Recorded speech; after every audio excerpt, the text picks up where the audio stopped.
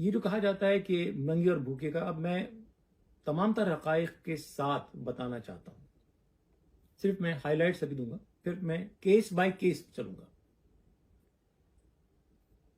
جب انگریزوں نے 1843 میں سندھ پر قبضہ کیا، مغلوں سے افغانیوں سے انگریزوں نے 1843 میں قبضہ کرنے کے بعد سندھ کو بامبے پریزیڈنسی کا حصہ بنا دیا، جو مڈ 1930s تک۔ اب سندھ کنٹرول کہاں سے ہو رہا ہے؟ بامبے سے۔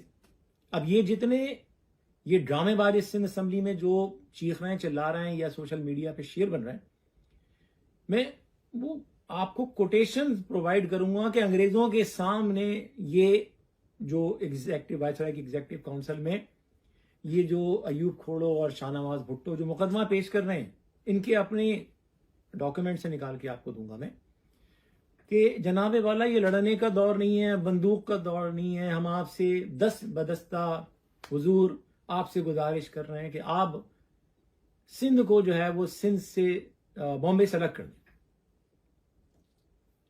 اس میں وہ یہ کہہ رہے ہیں کہ جناب والا سندھی مسلمان بڑے خراب حال میں ہیں، سندھی جو ہندو ہے اس کی بڑی ہم رسپیکٹ کرتے ہیں، لیکن ہمارا تو حال یہ ہے کہ نہ ہماری یہاں وکیل ہے، نہ ڈاکٹر ہے، نہ ہماری یہاں ٹیچر ہے، ہمارا جو لینڈ لارڈ ہے وہ تو شاید مہینے میں ایک دفعہ گوشت کھا لیتا ہے، ہمارا جو عام سندھی ہے اس کو تو ایک زندگی میں ایک دفعہ بھی گوشت کھانا نصیب نہیں ہوتا۔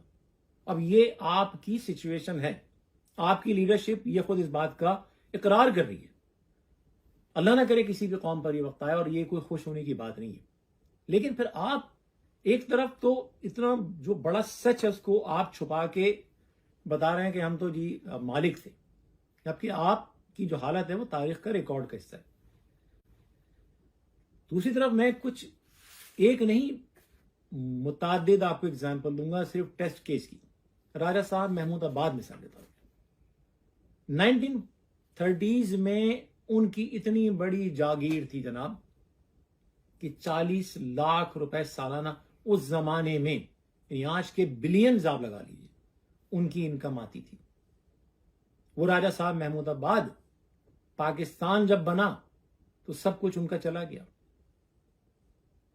سب سے بڑا نقصان راجہ صاحب محمود آبادی کو نہیں ہوا، لیاقت علی خان کو ہوا، کہ اتنے بڑے زمیندار تھے کہ جب ان کے رشتہ دار ہندوستان میں کورٹ سے جیت گئے وہ کیس کہ پوری فیملی ان کی پاکستان نہیں گئی ہے، اس لیے اینیمی پراپرٹی ایکٹ کا اطلاق ان پہ نہیں ہوتا، وہ کورٹ نے ان کے حق میں فیصلہ دیا۔ لیکن پھر یہ چیز سامنے آئی انڈین گورنمنٹ کے سامنے کہ ان کے پاس اتنی ان کے پاس پیسہ ہی نہیں ہے، وہ کمپنسیٹ کر ہی نہیں سکتے تھے ان کو۔ لیاقت علی خان اتنے بڑے لینڈ لارڈ تھے۔ حیدرآباد کے جو نواب تھے، نظام جن کو کہا جاتا تھا، اس زمانے میں فوربس میگزین میں فرنٹ پیج پہ ان کی پکچر آئی، اور انہوں نے اس زمانے میں ان کے پاس رولز رائس اور طیاروں کا اور مہنگی گاڑیوں کا فلیٹ ہوتا تھا، انہوں نے ملکہ وکٹوریہ کو جو ڈائمنڈ کا جو ہار دیا تھا، وہ آج بھی دنیا کے بیش قیمت ترین ہاروں میں شمار ہوتا ہے، اور جو کوئین ہے انہوں نے کبھی اس ہار کو اپنے سے الگ نہیں کیا۔ یہ صرف 3 مثالیں موٹی موٹی۔ اب یہ فرانسس رابنسن کی کتاب ہے، اس نے بہت سال گزار کے ریسرچ کر کے کتاب لکھی، separatism among Indian Muslims, the politics of the United Provinces Muslims 1860s to 1923۔ Francis Robinson کی یہ کتاب ہے۔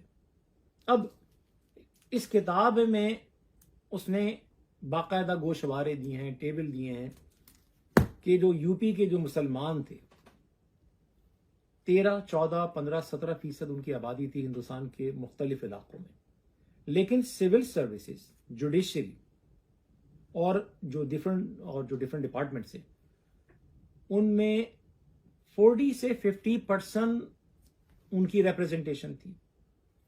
جو 13 اور 14 اور 15% جو آبادی تھی مسلم، ان کے پاس جو لینڈ اوننگ تھی وہ 30+% تھی۔ یعنی وہ لوگ جو 13 اور 17% ہیں، وہ 30-40 اور ایون 50% لینڈ کے مالک ہیں. جوڈیشری میں ان کا جو پارٹ ہے, جو سول گورنمنٹ میں جو پارٹ ہے ان کا 50% ہے, کہیں 40% ہے, یعنی آبادی سے 3-4 گنا زیادہ. یہ وہ لوگ ہیں جو کہ مالی طور پر انتہائی خوشحال تھے, جن کے پاس لینڈ موجود تھی, جن کے پاس کلچر موجود تھا, جن کے بارے میں لکھنؤ, اودھ, حیدرآباد, دہلی, بامبے کوئی اختلاف نہیں ہے کہ یہ شہر موجود تھے. کراچی کا تو کوئی ریکارڈ نہیں نا, یہ شہر تو موجود تھے, صدیوں سے موجود تھے. اور جو اودھ کے نواب تھے ان کا کوڈ تو آج تک مشہور ہے کہ وہاں پہ سب سے زیادہ جو کلچرڈ جو کوڈ کلچر تھا وہ وہاں کا تھا. مذہب کی خاطر ان مسلمانوں نے اپنا جو صدیوں کا کلچر, ثقافتی ورثہ, کھربوں روپے اور کروڑوں ایکڑ لینڈ جو ثبوت کے ساتھ موجود ہے, تو ساری کی ساری لینڈ پاکستان کے نام پر قربان کی.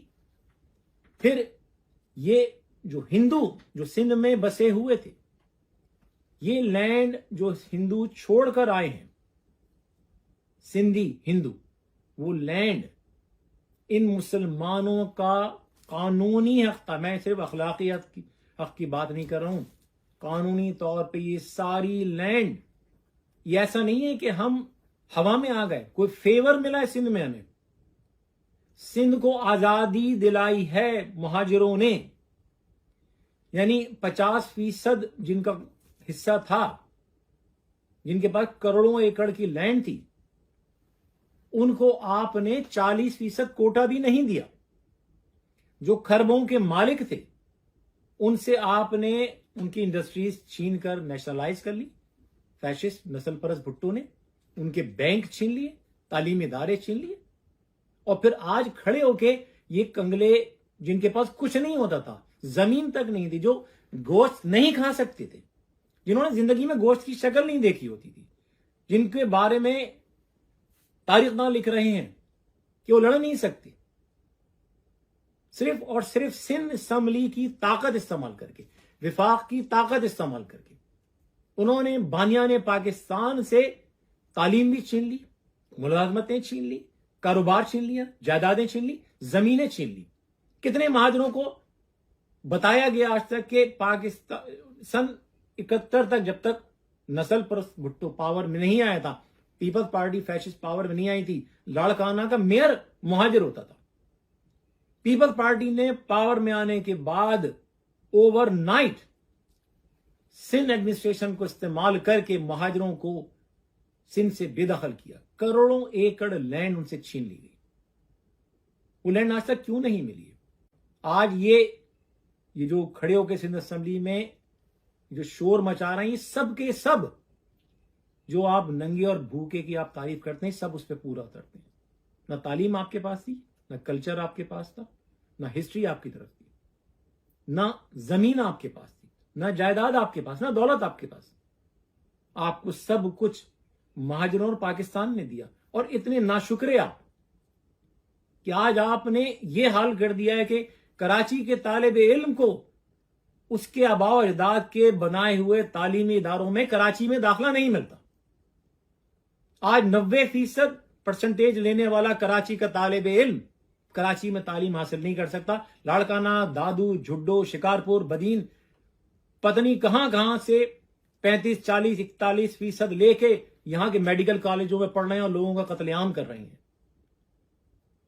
اور خود جب ملک سے باہر جاتے ہیں تو تمام تر حقوق ان کو یہاں پہ جو ہے چاہیے ہوتے ہیں, ایک ایکول شہری کے. لیکن یہ بغیرت نہ غریب سندھی کو کچھ دینے پر تیار ہیں, نہ مہاجروں جن کا حق ہے ان کو کچھ دینے پر تیار ہیں. اور اس پر مستزاد یہ المیہ یہ کہ ایک جھوٹی تاریخ بھی گڑھ رہے ہیں.